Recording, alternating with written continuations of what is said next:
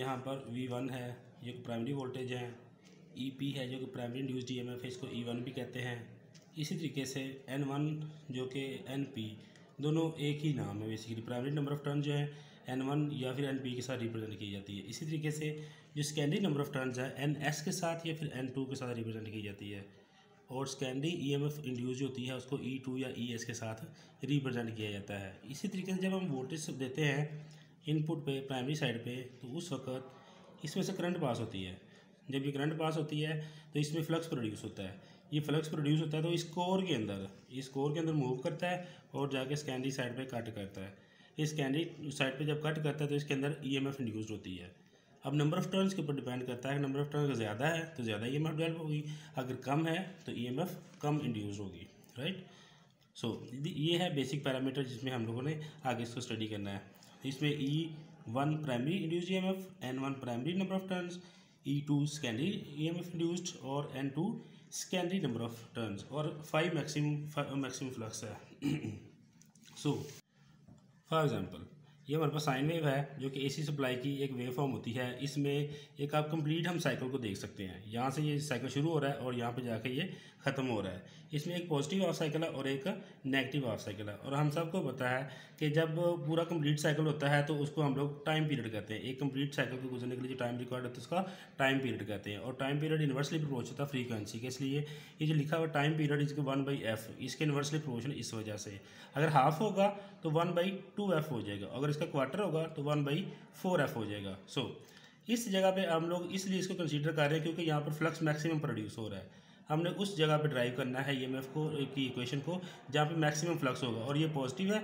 इसी तरीके से यहाँ पर नेगेटिव है। हम इस जगह को कंसीडर कर रहे हैं। यहाँ पर जो टाइम गुजरा 1/4f है, जबकि फ्लक्स जो है वो मैक्सिमम है। तो यहाँ पर हम इसको ड्राइव करेंगे।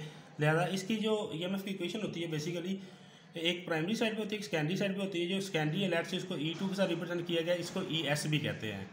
ये होती है 4.44 into frequency into 5 maximum into N2 number of turn secondary side की। इसी तरीके से 5 मैक्सिमम की जो होती है उसकी जगह पे वैल्यू हम पुट कर सकते हैं बीटा मैक्सिमम इंटू एरिया, ये इसकी वैल्यू होती है। लिहाजा E2 की जगह पे 4.44 into frequency into beta maximum into area into number of turns और सेकेंडरी साइड कर सकते हैं। ये सेकेंडरी साइड की इक्वेशन है।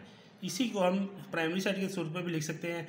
E1 is equal to 4.44 into frequency into 5 maximum, same to same जिस तरह 1 की है, लेकिन वहाँ पर सिर्फ फ़र्क ये है कि यहाँ पर E2 है, यहाँ पर E1 है, यहाँ पर N2 है, यहाँ पर N1 है।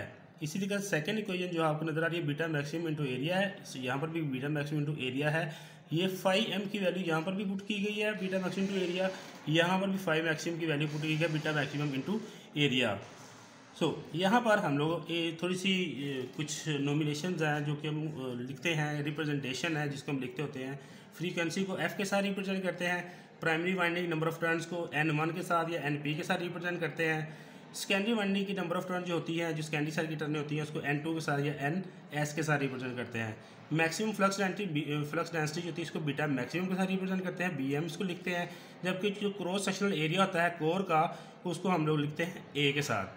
इसी तरह जो फ्लक्स गुजरता है उस कोर के अंदर मैक्सिमम वो होता है 5m के साथ रिप्रेजेंट करते हैं। ये जो मैक्सिमम फ्लक्स है इसको हम लिख सकते हैं जो बीटा मैक्सिमम जो फ्लक्स डेंसिटी होती है वो इंटू कोर का जो एरिया होता है, इसके दोनों को मल्टीप्लाई करके हम 5 मैक्सिमम लिख सकते हैं। ओके, अब हमें पता है कि जो EMF इक्वेशन होती है, जो ड्राइव होती है बेसिकली EMF इंड्यूस जो होती है, वो इस मैकेनिज्म के जरिए हम करते हैं, इस फॉर्मूले के साथ करते हैं कि जो induced EMF is equal to d∅dt, change in flux in with respect to change in time.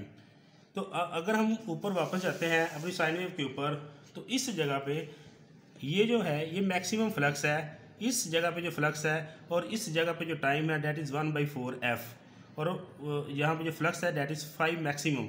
वहाँ पर d∅ की जगह पे change in flux maximum flux आ जाएगा, जबकि चेंज इन टाइम 1/4f आ जाएगा।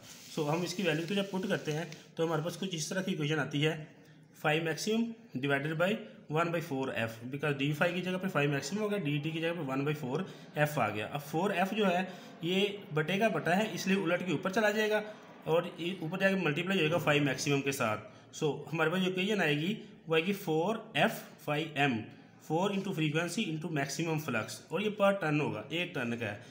ये एवरेज EMF है जो कि एक टर्न प्रोड्यूस करती है। अब हमें पता है कि हम जो यूज़ करते हैं नॉर्मली जो हमारी वैल्यू होती है वो होती है आरएमएस के अंदर। लिहाजा आरएमएस की वैल्यू कैलकुलेट करने के लिए हमें फॉर्म फैक्टर का फार्मूला वो यूज़ करना पड़ेगा।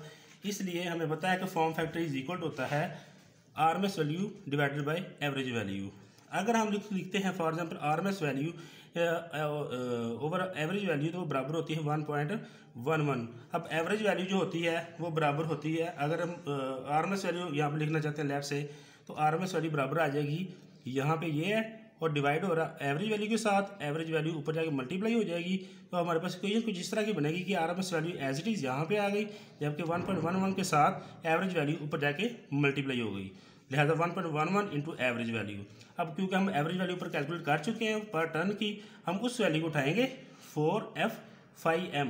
ये जो वैल्यू है हम यहाँ से उठाएंगे और इस एवरेज वैल्यू की जगह पे पुट कर देंगे। तो हमारे पास इस तरह की क्वेश्चन आ जाएगी 1.11 into average value which is equal to 4 frequency into 5M।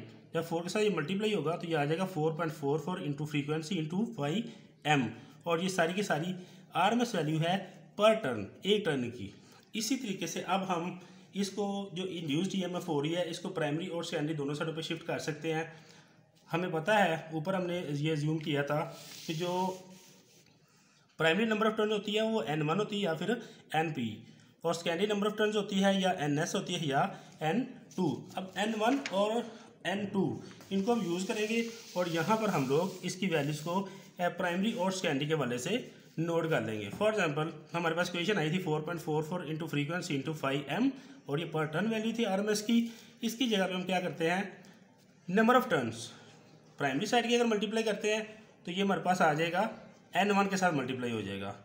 तो ये N1 के साथ जब मल्टीप्लाई करते हैं तो EMF प्राइमरी साइड की आ जाएगी, प्राइमरी साइड की EMF आ जाएगी और N1 के साथ मल्टीप्लाई कर रहे हैं। इसी तरीके से 5M का हमें पता है कि 5M बराबर होती है बीटा मैक्सिमम इंटू एरिया। लिहाजा 5M की जगह पे beta maximum into area put करेंगे तो हमारे पास इक्वेशन ये बन जाएगी। ये प्राइमरी EMF इंड्यूस्ड है।